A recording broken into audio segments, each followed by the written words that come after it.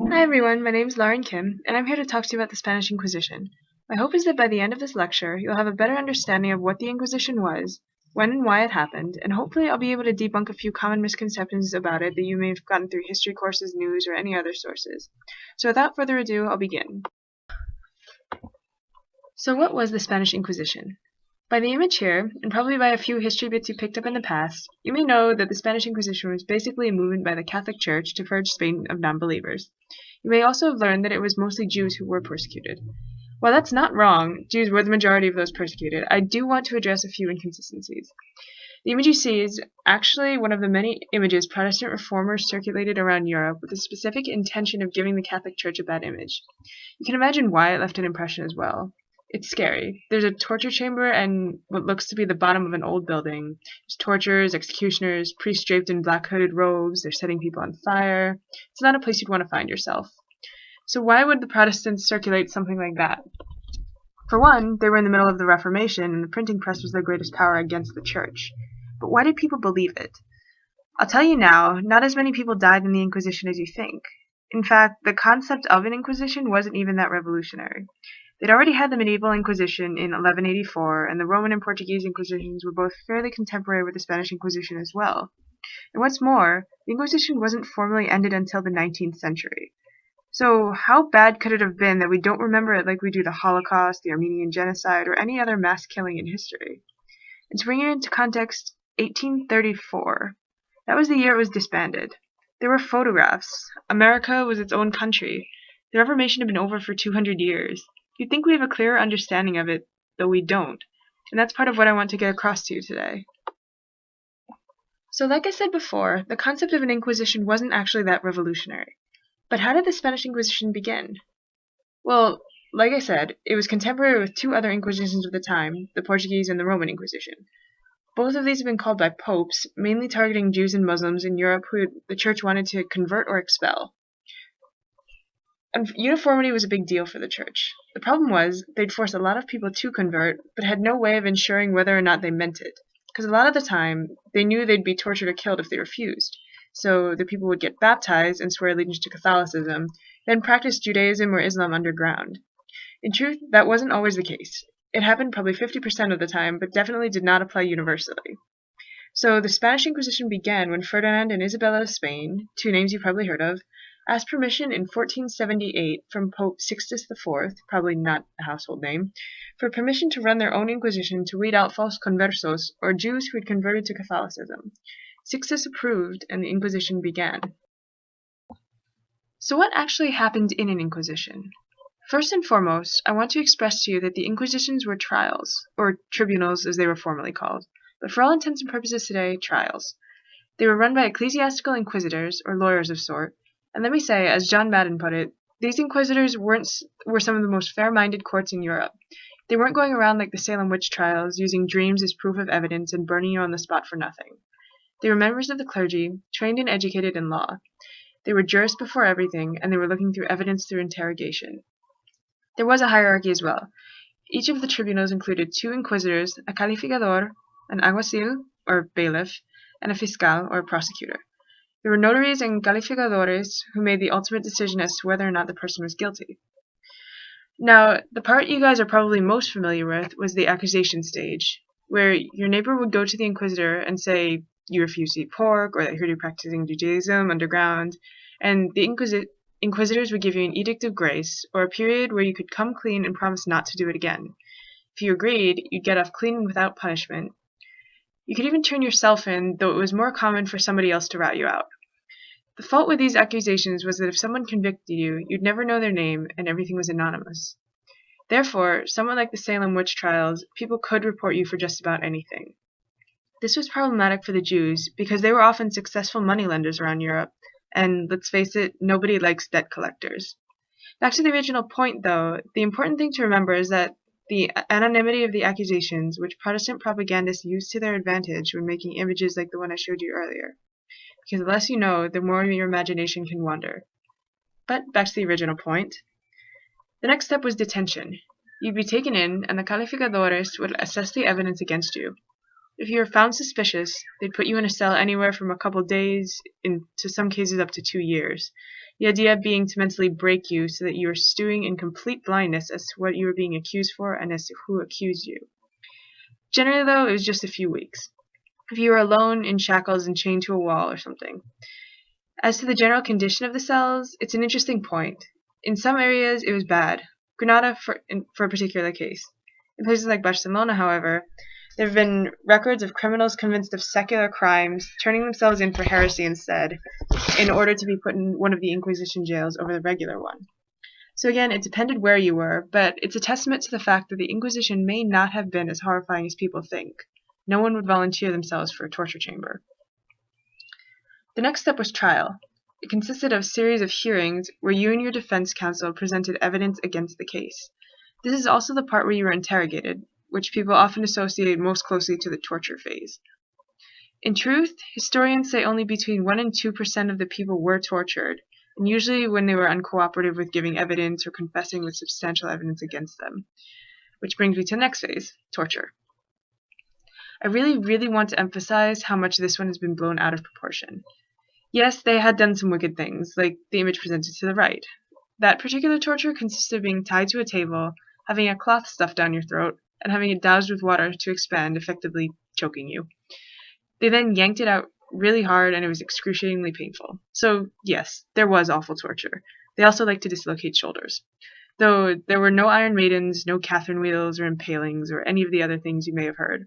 Again, that's the public imagination having fun. I should also note there was always a doctor present, and torture never went beyond 15 minutes, as rough as 15 minutes as they may have been. There was also a clerk taking note of everything everyone said, which should tell you that they weren't doing this for fun. They always had a purpose in mind. Now, after you confessed, which was almost always the case, you could have 1 or 4 outcomes depending on how quickly you confessed. The 5th option was being acquitted, which was rare. You could have your trial suspended, which meant although you were still under suspicion, you went free, with the threat that the process could be continued at any time, or you were held in long-term imprisonment until a trial commenced. If you were set free after a suspended trial, it meant you were considered acquitted without specifying the accusation had been erroneous, though they still tried to keep an eye on you.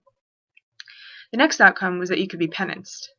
This could end somewhat well or very badly. It meant that you were found guilty and had to announce and repent your crimes in public. After that, you could be fined, exiled, or at worst, burned, though not always alive. If you were lucky, you were forced to wear a hat and cross called a San Benito, which identified you as guilty. Again, depending on how quickly you were to repent, you could be strangled then burned, or burned alive. The next possibility was reconciliation. In essence, your property was confiscated and you were sentenced to extensive jail time. At worst, you could be whipped or burned publicly. The final and most serious possibility was relaxation.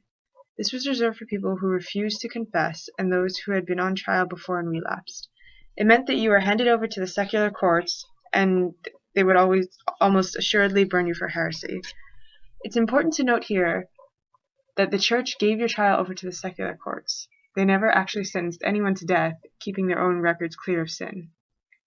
The official name and final stage, if you were not acquitted or suspended, was the auto de fe. These were the public burnings which became so closely associated with the Inquisition.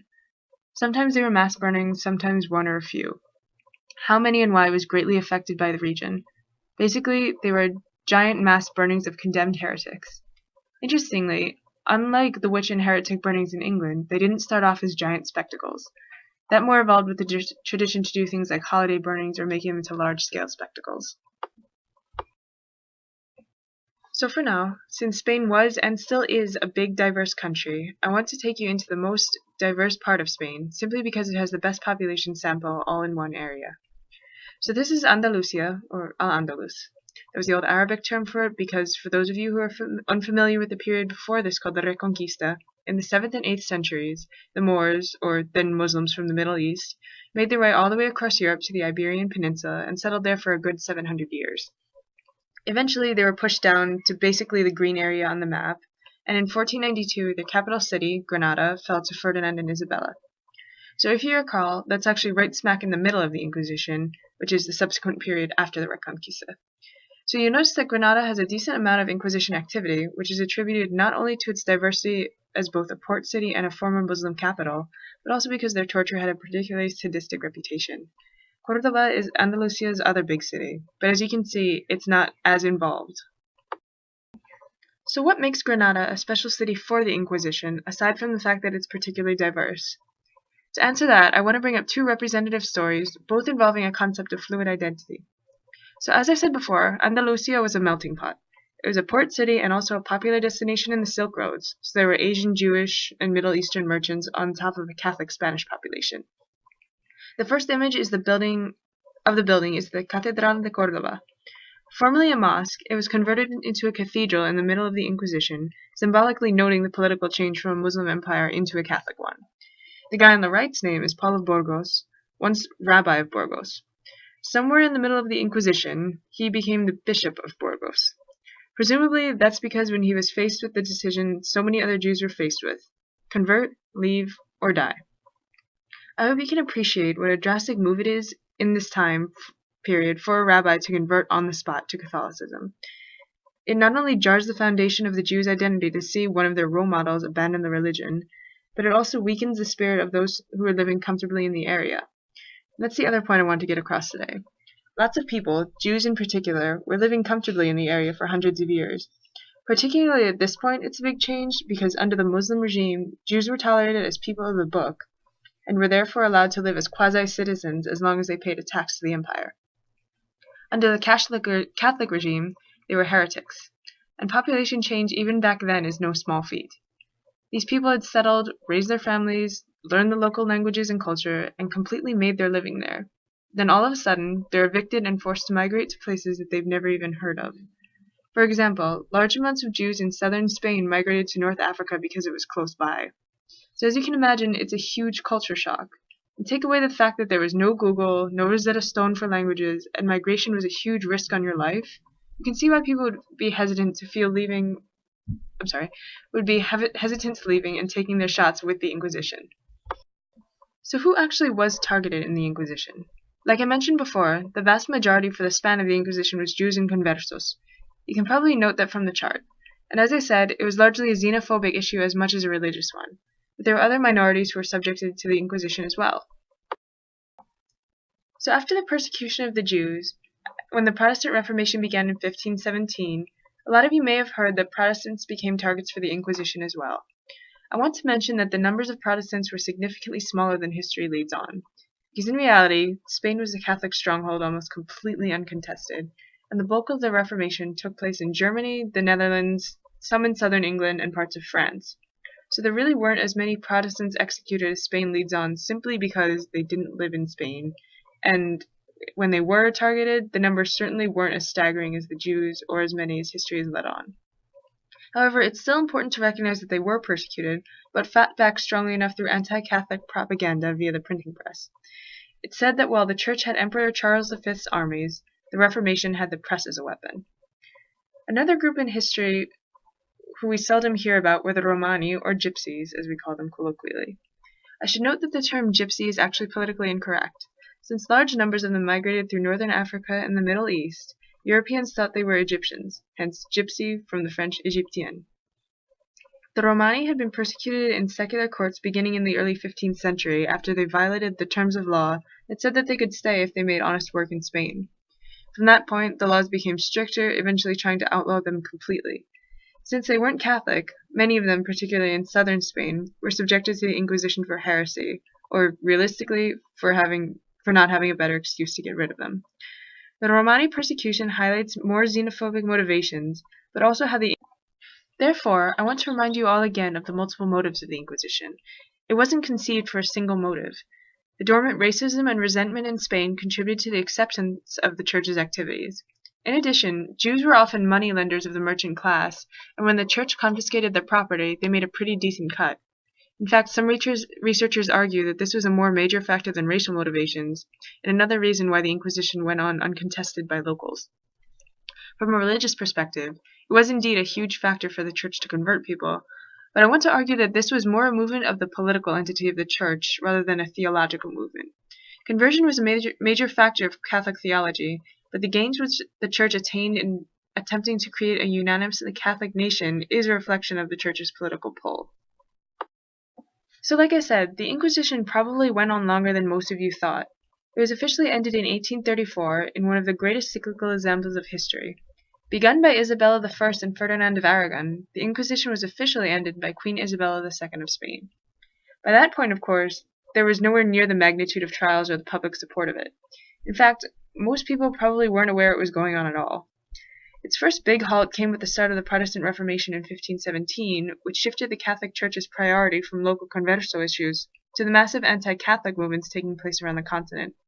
It was officially abolished by Napoleon in 1813, but was revived a year after Ferdinand II replaced him on the throne. After 1813, however, it took a drastic downturn in popularity because of the influence of the French Revolution and Enlightenment thinkers on religion. So you may ask, in context, how bad was the Inquisition? Researchers are saying now that between 3,000 and 5,000 people died total. The estimated averages before that were up in the 20,000s. Now, in the context of contemporary events to it, the Inquisition may have been one of the more large-scale religious persecutions, but in terms of secular wars, it was minuscule. Thanks to the Reformation, Europe went through almost 2 centuries of religious wars, and each of those contributed to hundreds of thousands of deaths all around the continent.